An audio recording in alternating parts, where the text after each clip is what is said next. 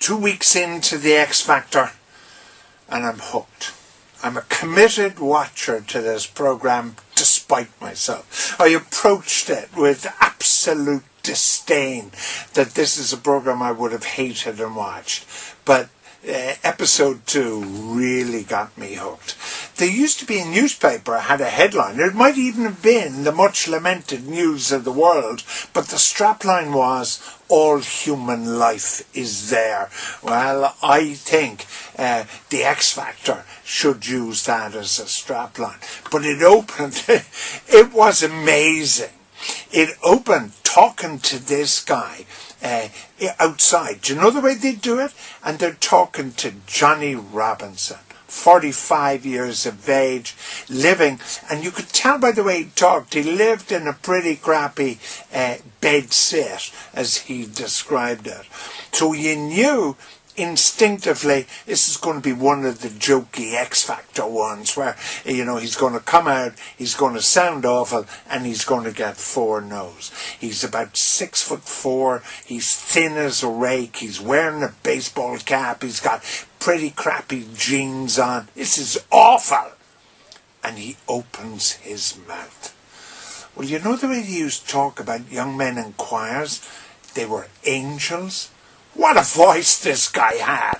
I'm not sure how you describe it because I don't know much about music and voices, but it was almost like a female voice in a man, if you know what I mean. They used to have them in the Middle Ages. They were called castrati, where they kept boys' voices. God, he was magnificent. And you saw Louis and Tarantula, or whatever her name is, and Kelly, and the star of the show, Gary, who's just is one of the best panellists I've seen in sport, music, or drama. He's just superb. But Johnny Robinson opened his mouth, and he was stunning. And he was the first act. Now I'm hooked. And I don't care whether they bring in some fellow who lifts up his t-shirt for Kelly to show his abs and he can't sing for nuts. I don't care anymore. The real value of this program has shown itself. That a 45-year-old man who probably has done little or nothing in his entire life gets the opportunity of showing this extraordinary voice.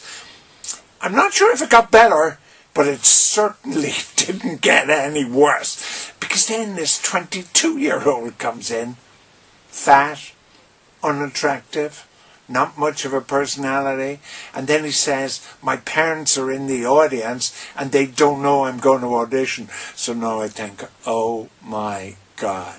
If I was in the audience and my child was on the stage and screwed up, how am I going to feel? So, of course, naturally, it's brilliant television.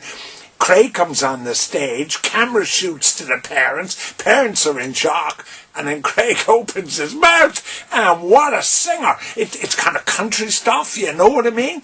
This guy is brilliant. You can imagine, with Johnny before him, and now with Craig, if only we could get to, and they will, get makeovers here, do something with their hair, do something with their clothes, do something with their body shape.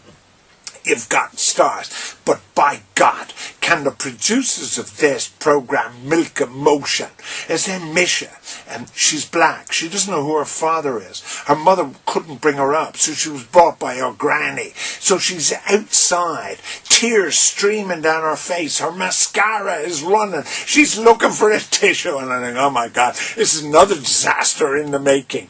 Out she comes, and she's a gospel singer.